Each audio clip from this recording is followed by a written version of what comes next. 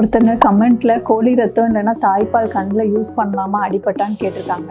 And use பண்ணக்கூடாது. ஏன்னா நம்ம கருவிலியில வெளியில எபித்தீலியம்னு ஒரு கவரிங் இருக்கும். அது வந்து நமக்கு ஒரு ப்ரொடெக்டிவ் கோட்டிங் மாதிரி எந்த இன்ஃபெக்ஷனையும் கண்ணுக்குள்ள வர விடாது. இப்போ உங்களுக்கு கண்ணில் அடிபட்டதுன்னா ஒருவேளை அந்த எபித்தீலியம் டேமேஜ் ஆயிடுதுன்னா நீங்க தண்ணியை வச்சு கழுவுனா கூட அதுல இருக்கிற இன்ஃபெக்ஷன் கண்ணுக்குள்ள போய் கண்ணில் புண்ணு வர சான்சஸ் அதிகம். கருவிலிக்கு ரத்த ஓட்டம் கிடையாது. அதனால இப்போ சின்ன புண்ணு வந்துன்னா கூட அதை ஆடுறதுக்கு 15 நாள் கிட்ட ஆகும். ஸோ வந்து அது சின்ன புண்ணாக இருக்கும் போதே அதை சரி பண்ணலை அப்படின்னா சிலவங்களுக்கு கருவிலேயே மாற்றுற அளவுக்கு பெரிய புண்ணாகி ஸோ ஒரு சின்ன புண்ணு தானே அப்படின்னு லூஸில் விடாதீங்க. சீரியஸாக எடுத்துட்டு அது உடனே போய் பார்த்து செக் பண்ணிக்கோங்க. ஸோ சின்ன புண்ணாக இருக்கும் போதே நீங்கள் டாக்டரை போய் பார்த்தீங்கன்னா சொட்டு மருந்து ஊற்றுறது மூலமாக அதை ஃபுல்லாகவே நம்ம சரி பண்ண முடியும். வேறு ஏதாவது டவுட்ஸ் இருந்துச்சுன்னா கமெண்ட் செக்ஷனில் கமெண்ட் பண்ணுங்கள்.